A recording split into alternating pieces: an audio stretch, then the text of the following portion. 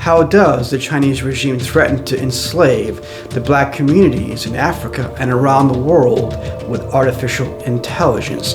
Join me for a very special episode dedicated for Black History Month.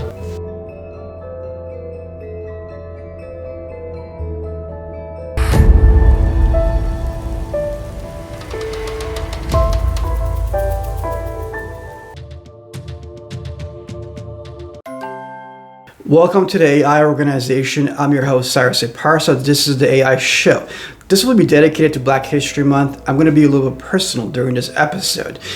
The Chinese regime, as you've seen from my other episodes and my intel that I put out, is building an artificial intelligence grid system connecting on the BRI, Belt and Road Initiative, which is the old Silk Road becoming a new Silk Road, connecting from China to the Middle East to Africa and to Europe, and they're wanting to get into the US and of course Canada. When they do this, as I put in my book, Artificial Intelligence, Danger to Humanity, and some other books, they're able to mobilize machines and drones and robotics. Thus, not only are they able to surveil the populace, the people, with facial recognition, voice recognition, they can use robots and drones to do it, and different technologies based on artificial intelligence. Now, you say, what's wrong with that? And how can they enslave the black communities? Well, Africa has over 1 billion people, and they're mostly of black origin, if not over 99%. Thus, they've been in Africa in many different countries, including Zimbabwe, building roads and infrastructure and giving a lot of technology and actually loaning the African people money. So think about it. The Chinese regime doesn't have enough food to feed a lot of his own people, puts them in their own concentration camps.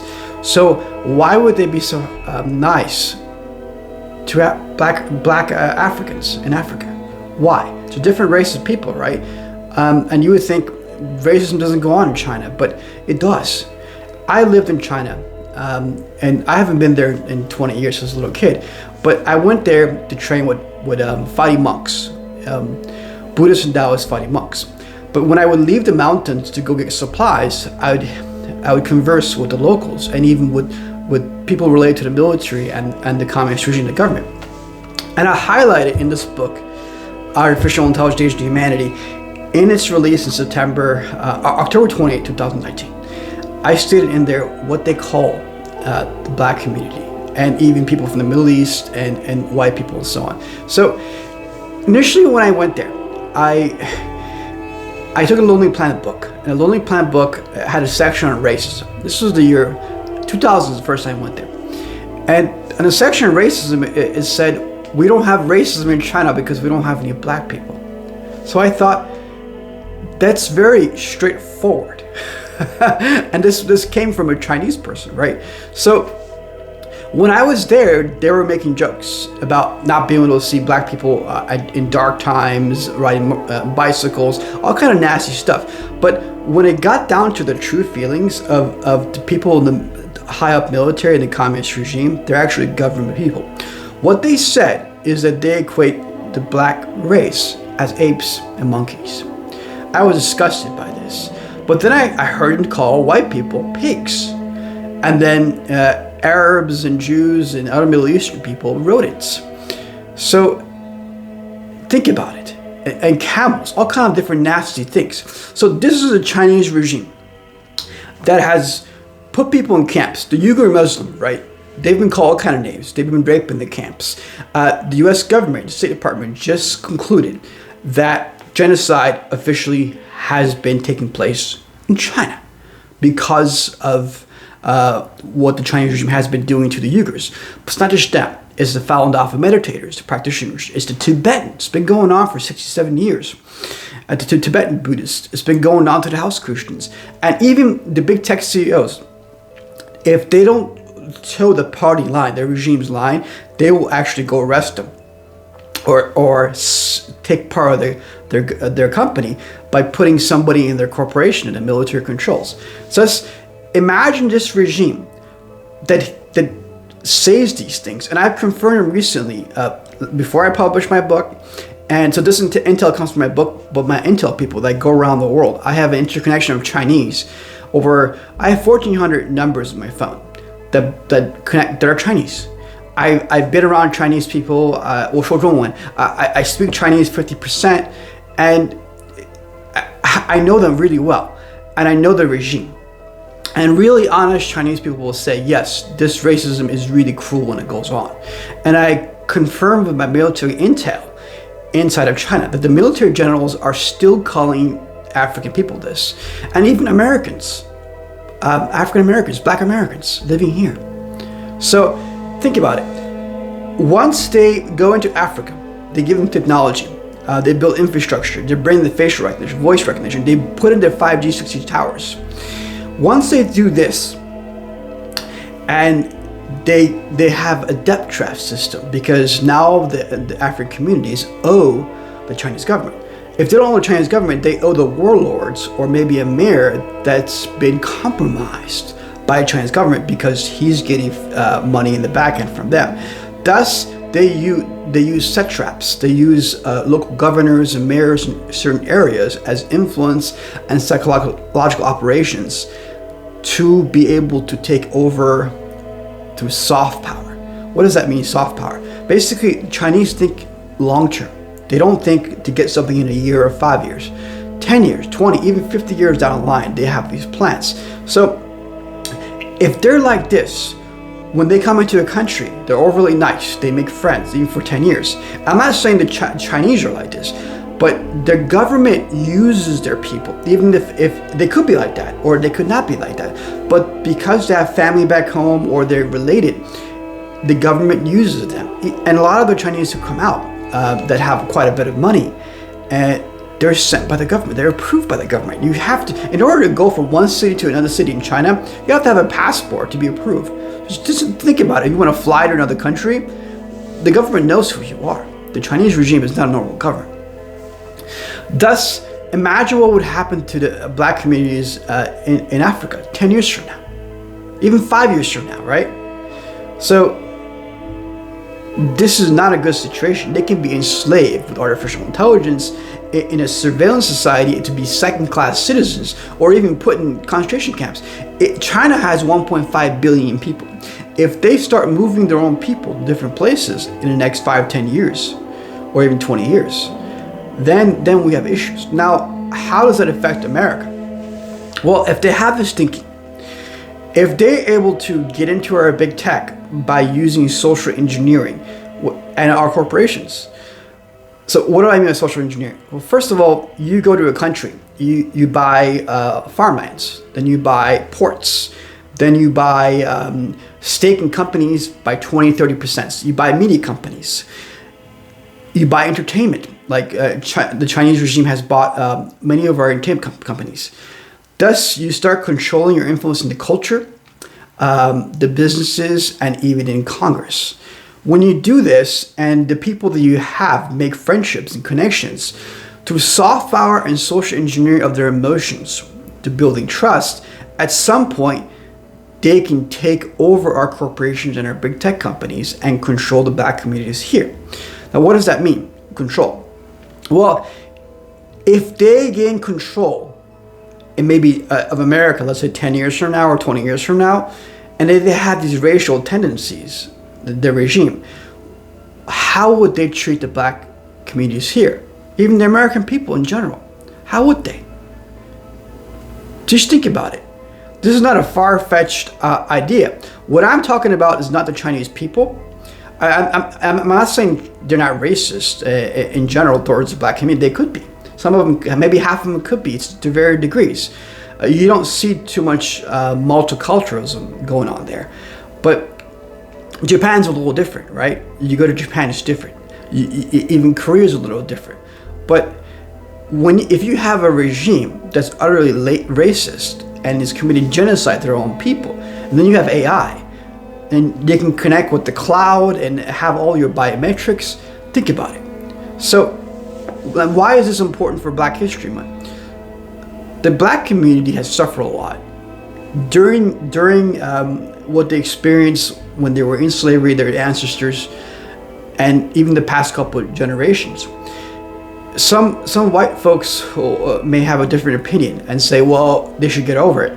Well, you should think, you're not in their shoes. You don't know how they feel. You don't know how they think.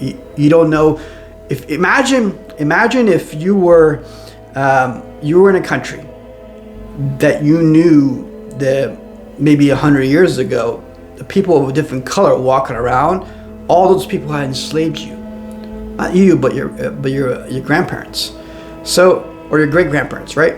So it's hard for anybody to forget this.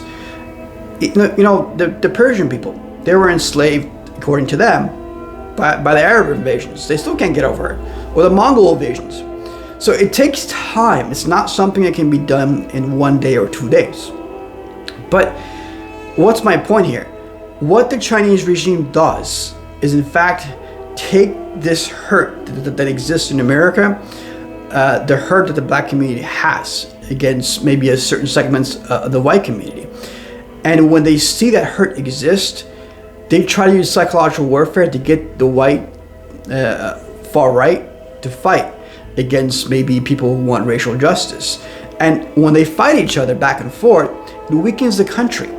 And the Chinese regime will actually go send their own people to help the side that's against maybe the right-wing side, because they want to weaken one side that's more defensive against their expansionist ideas, because they know on the liberal side they're more accepting and they're more trusting in a sense of having diversity.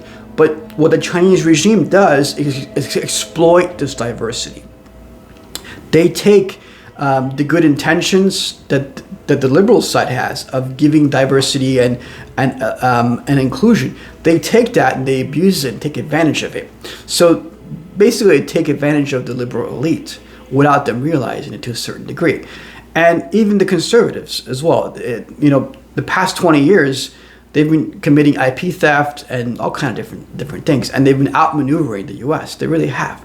So again, why is this so important, and why is it important to me? Well, when I first moved in this country in 1987, as a little kid, I didn't know any English, and I learned English by living among the black community. I actually lived within the black community. 99% of people were African American, and the way I spoke is not the way I speak today. I lived 6 or 7 years with them, so my first friends that I had in this country were black Americans. So I know how they think. I know their pain. I know their feelings, and I can understand them. And I learned a lot. I really did. Not just by playing football. I got really good at it back in the day, but their culture and their spirit. So if you think about it, they exploit that. The Chinese regime want to exploit this country, the racial divide that we have, and they want to exploit our big tech elites as well, and our corporate elites. And anytime there's division, they want to exploit that. So the danger lies not just in Africa for the African people, but the danger lies for Americans and the world's people at large. Black history is just not about black history. It's about the world's history. It's really, really important. We have to understand what they went through, but also take that idea that any kind of slavery is injustice. Slavery anywhere is slavery everywhere. Thus, if there's slavery going on in China, we need to speak up about it. If the African community can be enslaved by the Chinese regime by using their corporations and soft power, seizing assets and psychological warfare, our big tech elites and our world leaders and any citizen needs to speak up and look up for the black communities in Africa.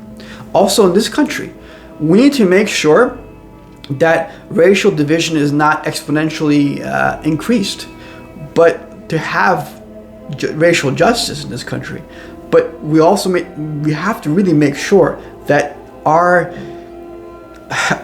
big tech elites and our governments are not a pawn of the Chinese regime. We can't let these guys use race to divide us, because they don't care about race. They just care about dominating the world. They really do. The Chinese regime wants to dominate the world with artificial intelligence. So this was a personal episode that I put out. And it's personal to me because I experienced living in the black community. I've seen prejudice. I live in an all-white Anglo-Saxon community for 10 years. So I also know how the white community thinks. And these are two different communities I live in. All black, meaning they only hang out with black people, and they had a certain thinking about them. And this was late 80s to early 90s. And I live in all white communities that never even seen black people before, or even anyone of color. So I know how they think as well. I also live in California for the past over 10, 15 years.